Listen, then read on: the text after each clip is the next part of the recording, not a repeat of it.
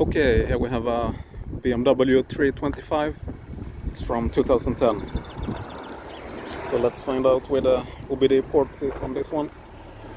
So just enter here, and there you see the reading OBD. So it's just to open this.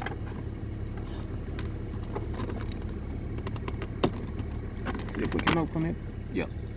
And there you have the OBD socket to plug in the OBD scanner to make sure that the car is in a good state. So that's the BMW 325.